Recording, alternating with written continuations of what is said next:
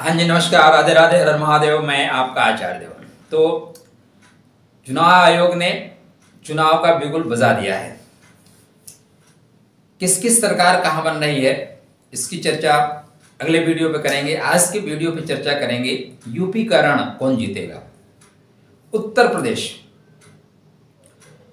जो यहाँ जीतता है वो दिल्ली में राज करता है, तो दिल्ली तक जाने का रास्ता उत्तर प्रदेश से होकर जाता है। इसलिए सभी लोग कोशिश कर रहे हैं कि यूपी के रण को जीता जाए और दिल्ली तक का सफर पूरा किया जाए।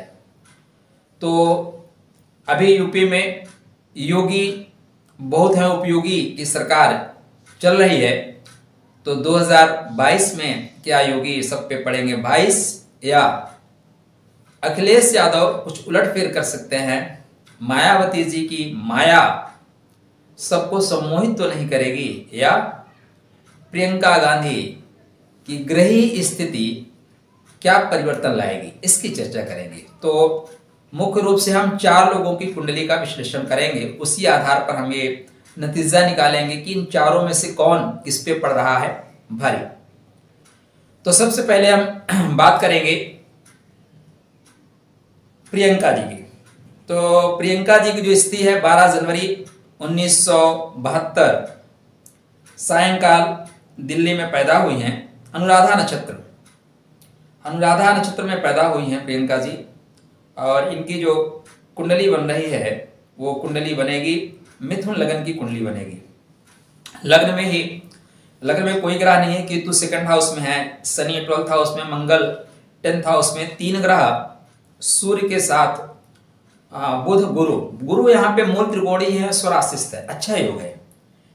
और चंद्रमा नीच के हो गए हैं, 2nd हाउस का स्वामी नीच का हो गया, इसीलिए राहुल की तरह कभी कभी इनकी जुबान फिसल जाती है।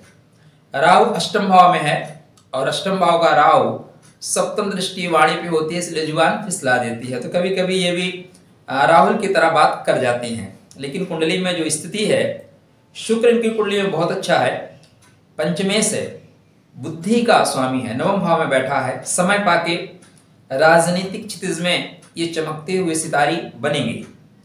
मंगल इनका बैठा हुआ है 10वें भाव में और मंगल खष्टेश है और आयस है। इसी मंगल की वजह से पिता को खोना पड़ा। अभी इनकी कुंडली की जो स्थिति देखें तो शनि महाराज भाग्य भाव में इनके स्वग्रही होंगे, किंतु 29 अप्रैल के बाद अभी अष्टम भाव में चल रहे हैं। तो संघर्ष का समय है। इनकी जो और ग्रही स्थिति को देखें तो जो इनके कुंडली में गुरु हैं वो थोड़े से सपोर्ट कर रहे हैं, लेकिन जिसके घर में है वो स्वतः अष्टम भाव में है। गुरु शनि के मूल त्रिकोणी राशि में है, लेकिन शनि क्या है, अष्टम भाव में है। इसलिए प्रियंका जी बहुत कुछ खास करती हुई नजर नहीं आ रही हैं। जो इनकी ग्रही स्थिति देख रहे हैं, महादशा इनकी क्या कह रही है उस पर चर्चा कर लेते हैं। तो महादशा वर्तमान में इनकी कुंडली में जो चल रही है वो शुक्र की चल रही है। तो 2023 तक शुक्र चलेंगे। 2023 में जब सूर्य चलेंगे तो सूर्य कुछ बड़ा करके देंगे। तो 2023 के बाद राजनीति के क्षितिज में इनका पराक्रम बढ़ेगा, ये स्थिति कह रही है। लेकिन पिछले बार की अपेक्षा कांग्रेस इस बार बेहतर करती हुई नजर आ रही है प्रियंका गांधी की कुंडली से। दूसरे पायदान पे हम बात करेंगे अखिलेश जी के। अखिलेश जी की ग्रही स्थिति तो 1 जुलाई 1973 इटावा में पैदा हुए। अब अखिलेश जी जब इटावा में पैदा हुए तो कन्या लग्न की इनकी कुंडली बन रही है। और कन्या लग्न के अनुसार अगर हम ग्रही स्थिति की बात करें तो इनका पुनर्वसु नक्षत्र आएगा, गुरु का नक्षत्र है। कन्या लग्न में गुरु बहुत योग कारक नहीं होते, थोड़े से सुखेश हैं, लेकिन थोड़े से अकारक आ जाते हैं, साइलेंट जोन में चले जाते हैं, ऐसा आप कह सकते हैं। तो कन्या लग्न की कुंडली इनकी बन रही है और ग्रही स्थिति जो इनकी कुंडली में बन रही है वो ये कह रही है कि लग्न खाली है, राहु 4th भाव में है, सुख की कमी, तो जो इतना कुछ मिलना चाहिए उतना मिला नहीं। प्रेम विवाह का योग इनकी कुंडली में स्पष्ट परिलक्षित हो रहा है, इन्होंने प्रेम विवाह किया। अभी इनकी कुंडली देखिए कन्या लगन है, कन्या लगन बहुत तेज लगन होती है, एडजस्ट कर माने वो संबंध बनाना जानती है, किससे क्या संबंध बनाए। लेकिन इनकी कुंडली की जो स्थिति है वो जब भी ये संबंध बनाएंगे अन्य पार्टियों के साथ, वो इनको नुकसान कर देंगे। इनका जो सरलता है, भोलापन है, ये इनके लिए नुकसानदायक है। इनको पता ही नहीं चलता कौन हमें ठग के जा रहा है, ऐसी ग्रह स्थिति बनी हुई है। वर्तमान में गोचर की बात करें तो गोचर में जो शत्रु भाव का स्वामी है, जो शत्रु भाव का स्वामी है अपने से द्वादश पंचम में जा रहा है, मतलब शत्रु भी लाभ उठा लेंगे। यही अगर चुनाव 29 अप्रैल 2022 के बाद हुआ होता तो अखिलेश जी बहुत बेहतर करते, पिछले बार की अपेक्षा इस बार बहुत बेहतर करते और सरकार बनाने के करीब जाते, सरकार बना सकते थे, आप ऐसा कह सकते हैं। क्योंकि 29 अप्रैल के बाद जो इनका शनि है वो शत्रुघ्नता योग में कन्वर्ट कर देता इनकी कुंडली को। तब यहाँ पे जो विरोधी लोग हैं वो आपस में उनमें फूट पड़ जाती और वो आपस में सिर फुटौल करना शुरू करते, शत्रुओं को सही पहचान पाते। अभी स्थिति जो बन रही है, सप्तम भाव का स्वामी साझेदारी का होता है, व्यापार का होता है। साझेदारी का जो स्वामी है गुरु, वो अपने से द्वादश खष्टम भाव में बैठा है, मतलब साझेदारी से शत्रु लाभ उठाएंगे। सीधा सा अगर आप समझना चाहें तो इनके जो साझेदारी हो रही है उससे शत्रु मतलब राजनीति में प्रतिपक्ष की पार्टी, और जो इनके साथ संबंध बनाएंगे, क्योंकि गुरु यहाँ सुखेश है और अपने से तृतीय है, वो पराक्रम करके लाभ ले लेंगे, किंतु ये ठगे रह जाएंगे।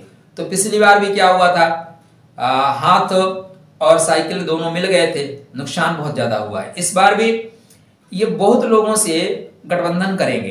कारण क्या है कि गठबंधन का स्वामी शनि के मूल त्रिकोण राशि में चला गया है और शनि वहां से द्वादश बुद्धि के घर में चला गया है। तो बुद्धि इनको ऐसी दी जाएगी कि आप इससे गठबंधन कर लो, इससे गठबंधन कर लो, इससे कर लो, 5 सीट दे दो, 10 सीट दे दो, इतना परसेंट वोट मिल जाएगा। इसी वजह से ये भ्रम की स्थिति में रहेंगे और अपने पांव पर ही कुल्हाड़ी मार लेंगे। तो ये चाहे जितना हल्ला मचाएं, इनको उतना लाभ नहीं होगा। अगर ये स्वतंत्र रूप से अकेले लड़े, क्या स्वतंत्र रूप से अगर अकेले चुनाव लड़े यूपी का, तब बहुत बेहतर कर सकते हैं, बहुत बेहतर कर पाएंगे। किंतु ये स्वतंत्र रूप से लड़ेंगे नहीं, जो ग्रही स्थिति बता रही है, क्योंकि पंचम में शनि विद्यमान है और मन का स्वामी खष्टम भाव में बैठा हुआ है, वो सप्तमेश है। तो इनके जीवन साथी, इनके पत्नी, इनके सलाहकार बार बार इनको सजेस्ट कर रहे हैं कि आप समझौता करो, आप पार्टियों से अलायंस करो और अलायंस से आपको फायदा होगा। दरअसल वो फायदा नहीं होगा, वो नुकसान होगा। खासकर इस समय जो महिला वर्ग है उससे जो ये आइडिया ले रहे हैं, जो सलाह ले रहे हैं, वो इनके लिए आत्मघाती होगा, नुकसानदायक होगा। कुंडली की और स्थिति बात करें तो इनके कुंडली में वर्तमान में जो महादशा चल रही है, 2017 तक बुध की महादशा चली थी और कन्या लगन की कुंडली में बुध राज्य के स्वामी होते हैं, लगन के स्वामी होते हैं, मान सम्मान के स्वामी होते हैं। तो 2017 में ये मुख्यमंत्री बने, 2017 तक रहे। केतु, उसके बाद केतु आया। ठीक है, केतु आते ही क्या है, केतु कन्या लगन में बहुत अच्छा फल नहीं देते, मंगल जैसे हैं, मंगल के चेले हैं। अब यहाँ पे केतु ने आते ही इनसे कुर्सी छीन ली, पिता छीन लिए, पिता छीन लेना, पिता से संबंध खराब हो गए। ये केतु अभी वर्तमान में जो इनकी स्थिति बन रही है वो ये बन रही है कि इनके कुंडली में अभी पराक्रम भाव में बैठे हुए हैं। तो पराक्रम से बहुत कुछ छिन जाएगा, माने एक्स्ट्रा पराक्रम जितना कर रहे हैं उससे नुकसान हो जाएगा। मंगल भी अभी यहीं पे बैठे हुए हैं, लेकिन 16 जनवरी के बाद वो चले जाएंगे धनु में। तो 16 जनवरी के बाद इनके घर में गृह क्लेश होगा। अभी चाचा जी साइलेंट जोन में बैठे हैं, फिर चाचा बोलना शुरू करेंगे। अभी इनके रामपुर वाले जो रिलेटिव हैं वो भी बोलना शुरू करेंगे। तो इनके जो गठबंधन है ना, उसमें भी फूट पड़ना शुरू हो जाएगी। ये चीजें आ रही हैं 16 जनवरी से। ये 26 फरवरी तक बहुत ज्यादा सिर्फ टॉगल इनकी आपस में बनती हुई दिखाई दे रही है। तो केतु की जो स्थिति है वो इनको सत्ता से दूर कर रही है। बोलिए सत्ता से आप दूर रहिए। अब देखें तो 2023 तक तो इनकी स्थिति बिल्कुल डावाडोल है। 5 अक्टूबर 2022 के बाद और थोड़े से डाउन जाएंगे। हाँ, ग्रहीय स्थिति विरोधियों के ऊपर भारी पड़ रही है, लेकिन घर के दृष्टिकोण से थोड़ा सा खराब जा रहे हैं। तो ये अभी चुनाव में बेहतर कर रहे हैं पिछले 2017 की अपेक्षा, क्योंकि 2017 में केतु फंस गए थे। केतु की महादशा, केतु की अंतरदशा। अभी वर्तमान में केतु की महादशा है और गुरु का अंतर, फिर शनि का अंतर आ रहा है। तो शनि बेहतर कराएगा, लेकिन शनि के मूल त्रिकोण राशि खष्टम भाव में है और शनि अभी खष्टम भाव में गोचर नहीं कर रहे हैं, इसलिए पूर्ण फल नहीं मिलेगा। विरोधियों के सामने नतमस्तक होना पड़ेगा। यद्यपि विगत वर्ष की अपेक्षा इस वर्ष बहुत बेहतर करते आ रहे हैं। अंत में हम ये चर्चा करेंगे कौन पार्टी कितने सीट तक पा सकती है कुंडली के हिसाब से, ग्रहीय स्थिति के हिसाब से। लेकिन अभी हम चर्चा कर रहे हैं एक एक व्यक्ति की कुंडली पे। तीसरी कुंडली जो बनेगी वो बनेगी 15 जनवरी 1956 लगभग 8 बजे के आसपास, 1950 से 8 बजे के बीच में दौलतापुर, दौलत की जो देवी हैं मायावती जी, उनकी कुंडली बनेगी। तो दौलतापुर में पैदा होकर मायावती जी क्या कर रही हैं उसकी हम चर्चा करेंगे। तो मायावती जी की जो कुंडली है वो कर्क लगन की कुंडली बनेगी और वर्तमान में स्थिति जो कर्क लगन की बन रही है मायावती जी की, बेहतर बन रही है। अगर इस समय कुंडली के दृष्टिकोण से हम देखें, ठीक है ना, कुंडली के दृष्टिकोण से देखें तो मायावती जो ग्रहीय स्थिति है अच्छी आ रही है। लेकिन परेशानी क्या आ रही है? परेशानी ये आ रही है कि देखिए ये धनिष्ठा नक्षत्र में इनका जन्म हुआ है, कर्क लगन में, और जो ग्रहीय स्थिति है लगन में कोई नहीं है। सूर्य बुध चंद्र सप्तम भाव में, मंगल शनि राहु, मंगल राहु शनि, मंगल राहु शनि। वर्तमान में पंचम भाव में मंगल और केतु का गोचर है, एकादश भाव में राहु का गोचर है। शनि स्वतः सप्तम भाव में गोचर कर रहे हैं। ये 29 अप्रैल को जाएंगे अष्टम भाव में। गुरु अष्टम भाव में गोचर कर रहे हैं और ये 13 अप्रैल को जा रहे हैं भाग्य के घर में। और राहु केतु का गोचर भी 12 अप्रैल को ही परिवर्तित हो रहा है।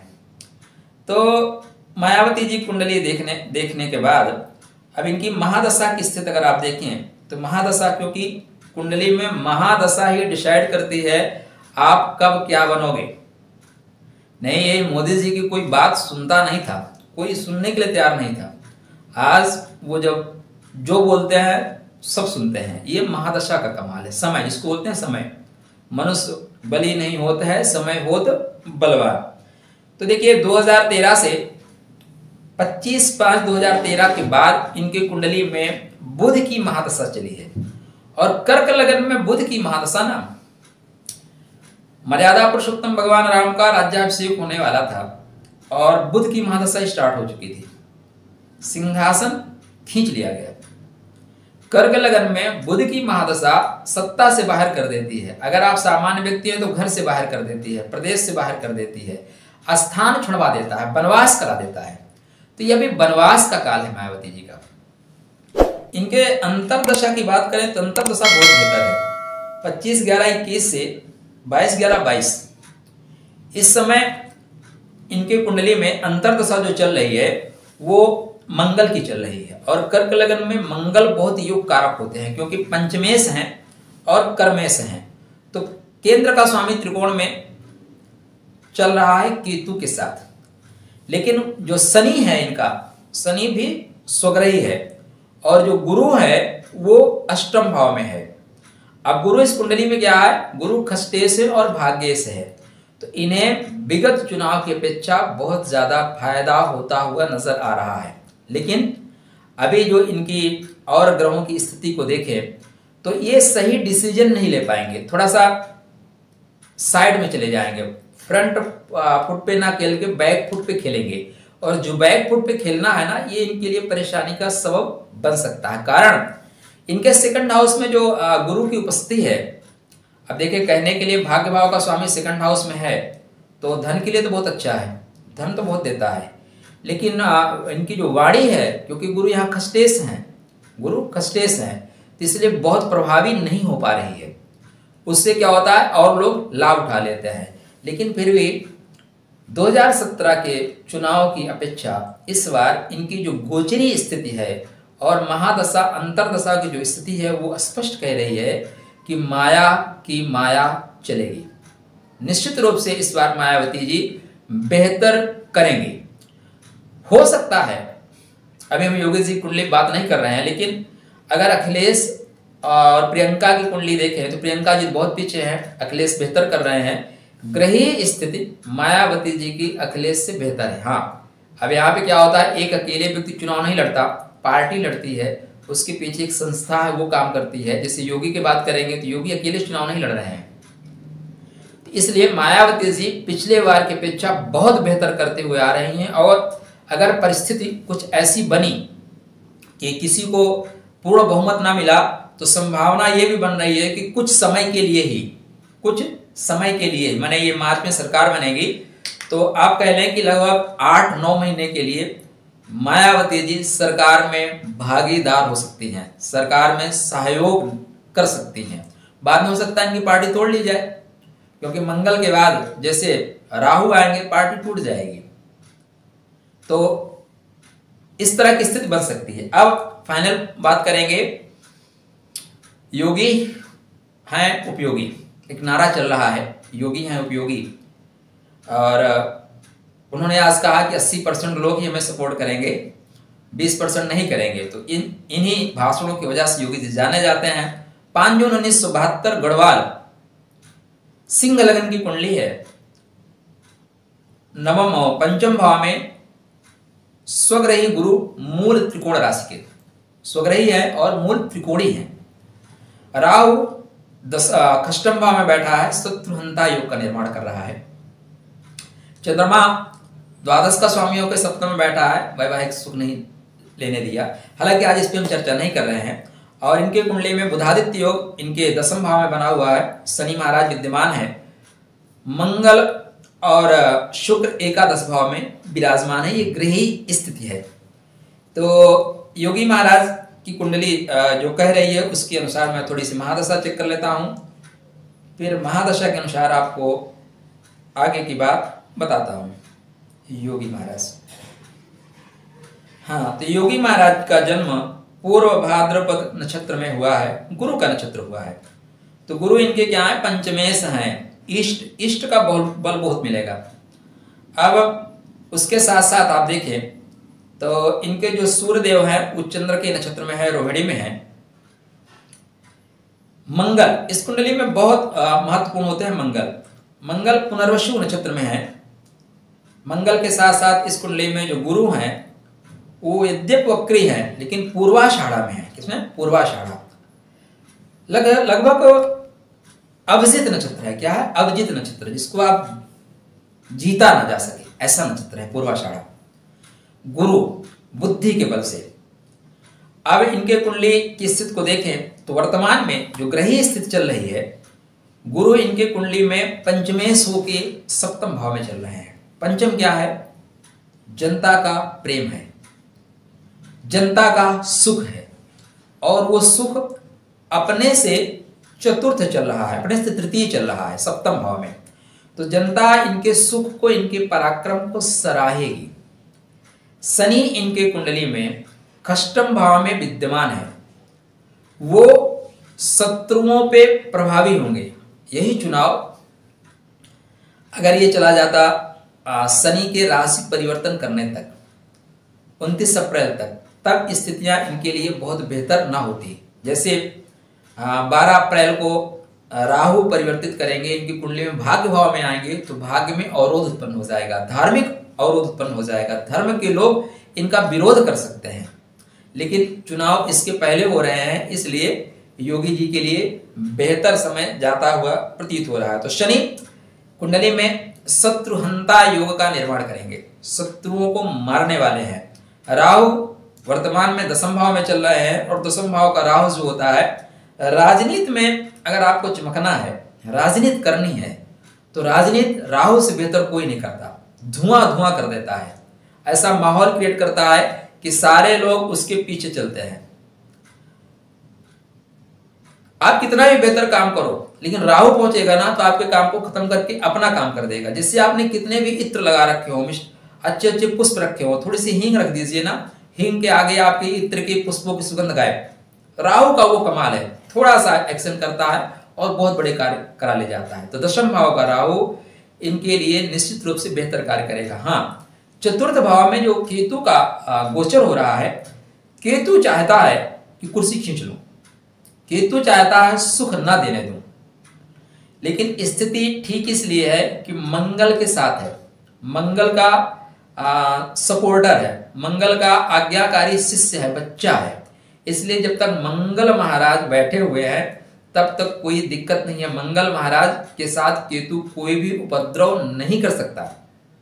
अभी मंगल महाराज मूव करेंगे 16 जनवरी तक वृश्चिक में है, 16 जनवरी के बाद जाएंगे धनु में। तो क्या यहाँ पे केतु विद्रोह कर सकता है? हाँ, अपने पार्टी के लोग विद्रोह कर देंगे, अपने पार्टी के लोग भीतरघात करेंगे, अपने पार्टी के लोग केवल बाहर बाहर हवा बनाएंगे कुछ लोग, और अंदर से वो कार्य नहीं करेंगे। लेकिन अब यहाँ पे मंगल नवम के स्वामी होके अपने से नवम जाएंगे, तो नवम किसका है? धर्म का है, धार्मिक लोगों का है।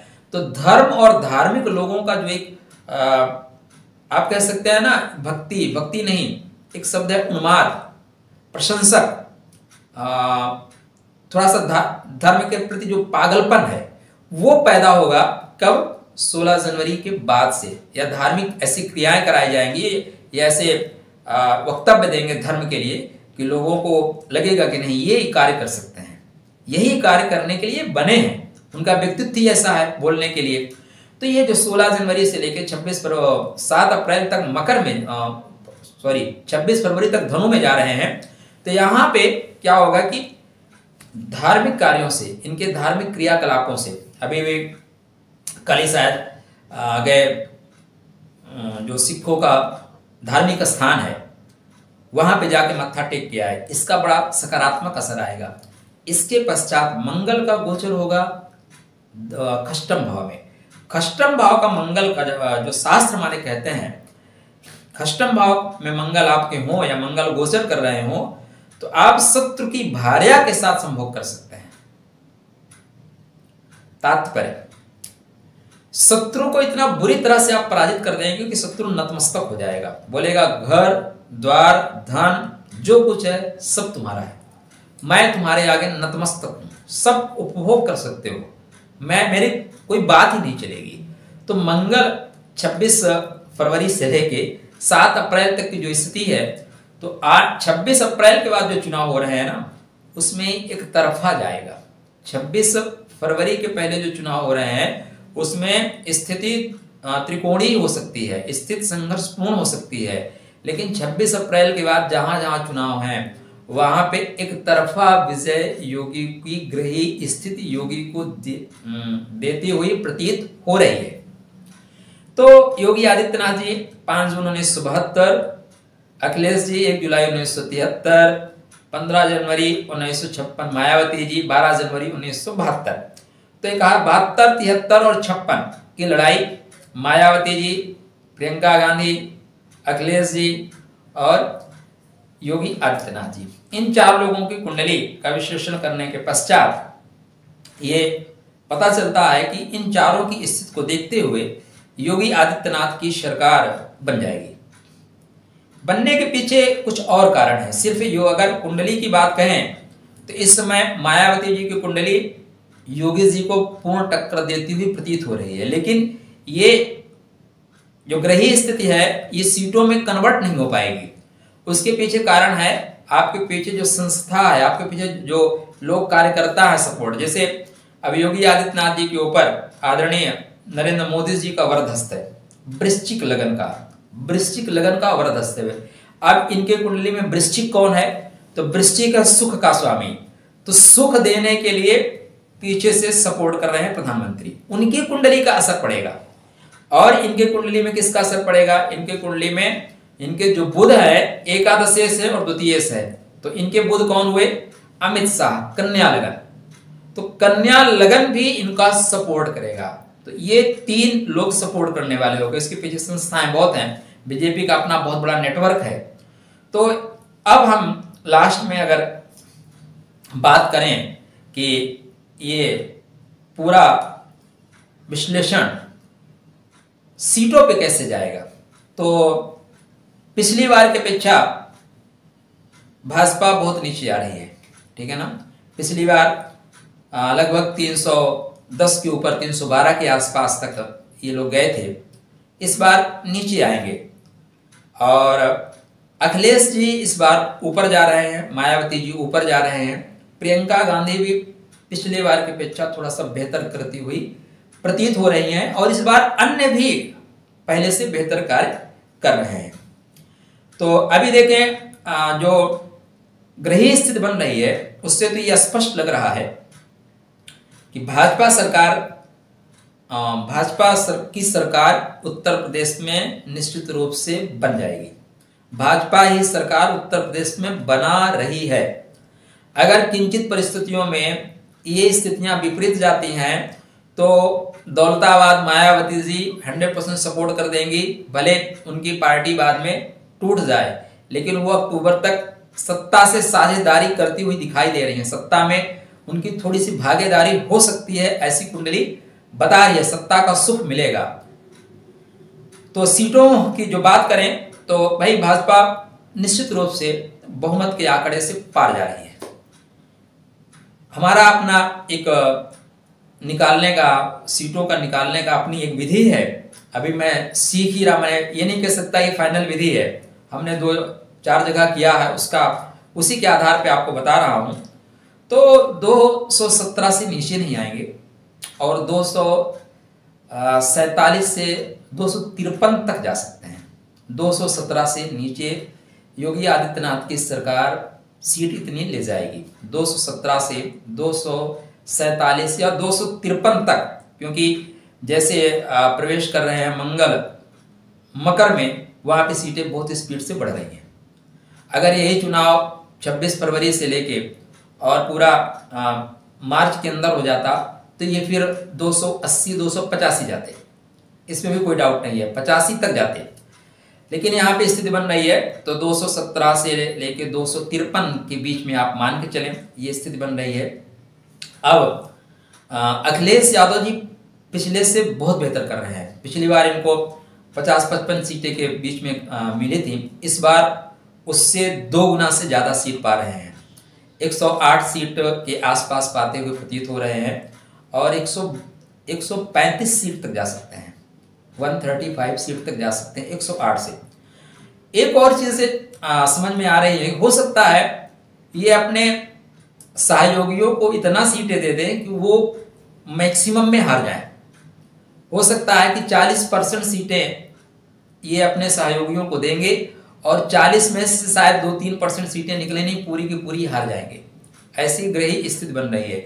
यही मैं कह रहा हूं कि अगर ये अपने दम पे लड़े, अपने बल पे लड़े, तो इनकी सीटों की संख्या 150 के ऊपर जा सकती है। लेकिन जो साझेदारी वाला सिस्टम है वो इनको लेकर डूब जाएगा।